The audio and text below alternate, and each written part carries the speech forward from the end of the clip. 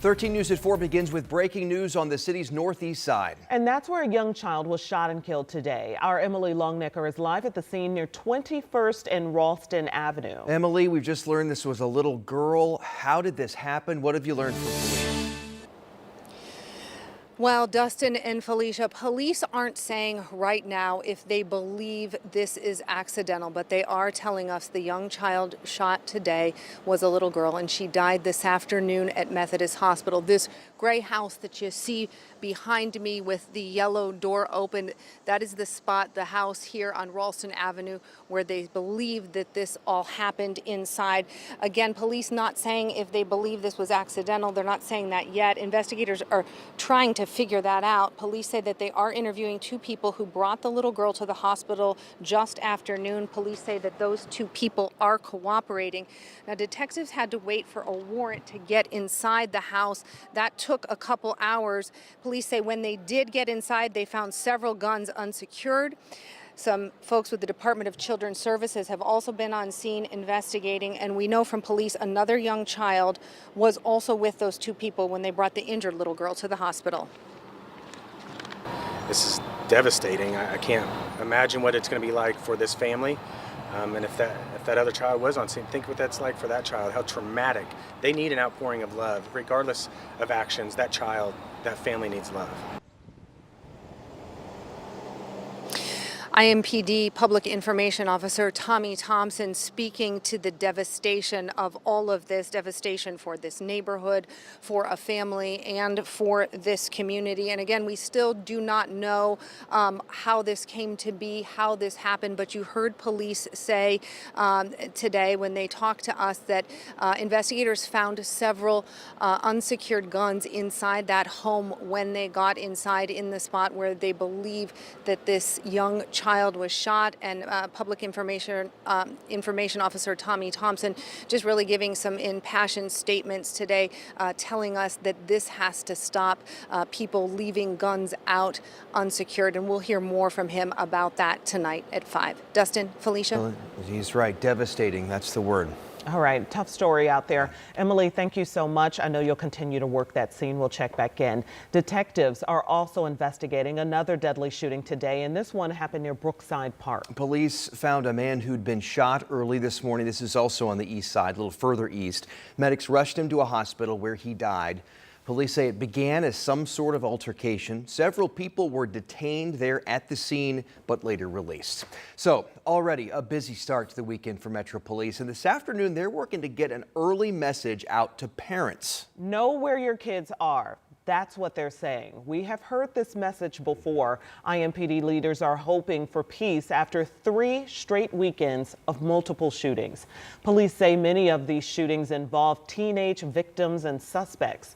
Officers are going to be targeting problem spots downtown this weekend. And if there are kids causing any issues, they say they will not hesitate to step in.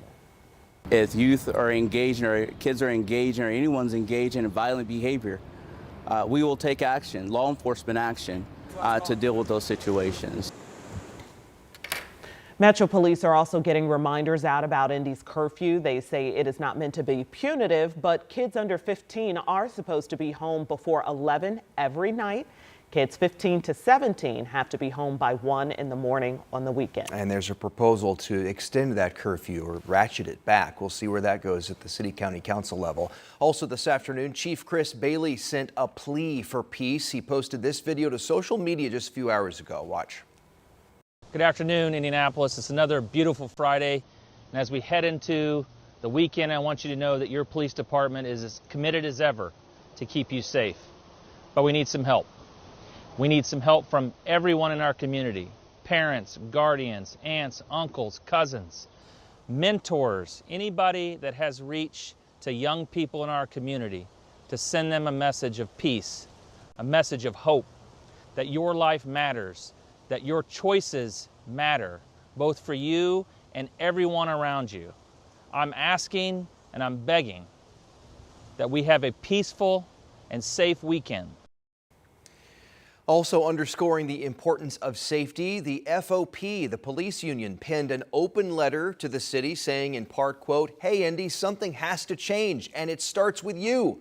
It starts in your home." Parent your children and set a good example with consequences for poor behavior.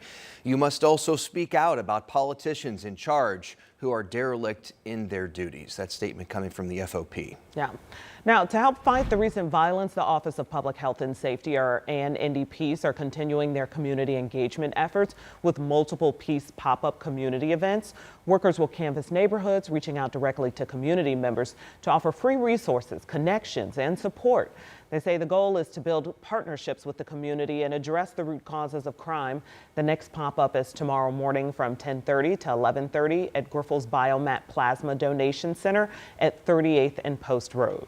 Other news now, Northwestern School Corporation in Howard County is facing a lawsuit from a family after they say their son was sexually assaulted at school multiple times. The suit says the child has autism and has several language and speech impairments. The family's lawyers say it happened in 2023 and it happened during band class. The attorneys say the accused student was never charged. We reached out to the superintendent for that school district. They just emailed telling us they will not comment on ongoing litigation. Right now, a local artist is working on a really big project, and they're asking for your help. Quinn Taylor is making quilts to reflect the LGBTQ+ community in Central Indiana. Here's the catch, though. They have created a 3-question survey, which is available online right now. Then it's based on the answers, Quinn will sew certain colors into the quilt. And in a few months, Quinn will have created 5 quilts representing feelings of the queer community over several generations. We're having a tough time, and we don't know how to connect with each other. If somebody's having a bad day, they can come get one of these quilts and they can wrap up in it, and they can be surrounded by all the voices of our community and just, maybe just for a moment not feel alone. Quinn also has boxes located in shops around the city where you can fill out the survey. It's going to be open until August 5th, and we've linked it for you at WTHR.com. Quinn says the quilts will be complete and on display in Irvington in November. Quinn's Quilts. Here we go. And one of the area's largest food banks is seeing a record number of households in need this summer. Food Finders in Lafayette serves 16 counties across north central Indiana, and the increased demand comes as federal funding cuts loom for some food stamp recipients. Brandon Schaff explains how the food bank there is preparing to continue providing that crucial help. There's a record number of people coming to Food Finders Food Bank in Lafayette to help put food on the table, and it all comes as SNAP benefits face cuts. The food bank averaged 784 households daily in June. That's higher than usual, according to the Food Finders Food Bank CEO. This past Tuesday was a record-breaking day, with more than 1,254 households shopping at their fresh market in 5 hours. She said that she noticed a trend with those numbers increasing, which is normal for the summer. She talked about how cuts to SNAP benefits could affect them. We're going to have an influx of folks coming to us more than ever, and it's at a time when our resources are already stretched thin. Coming up at 5, we'll hear more from the people who are taking advantage of this resource to try to combat the uncertainty that comes with getting food right now. And we'll hear how the food bank is helping to make sure they meet that demand. For now, reporting in Lafayette, Brandon Schaff, 13 News. All right, Brandon, thank you. And here is a look outside. It's Friday. Yes. In my Oprah voice. You made it, everybody. We are here, and we are seeing some very hot temperatures and lots of spotted clouds out there. It's really beautiful. It is. When you're in air conditioning. Right. Or when you got one of those, what are they called? The fans with the little spray fans. Yeah. Oh, I was going to say a water gun. Or a water gun would be fun too. There's a lot going on outside, There too. We got a lot of is. county fairs. We've got baseball. So much happening. It's summertime. It's the peak of summertime, and it feels like it. Temperatures have warmed up. We've actually cooled down in the last hour. We were at 90. We made it there officially today. So far, we're down to 87. Okay. Okay. It It still feels hot to me. That's a quick shift. When I got in the car, it said 90.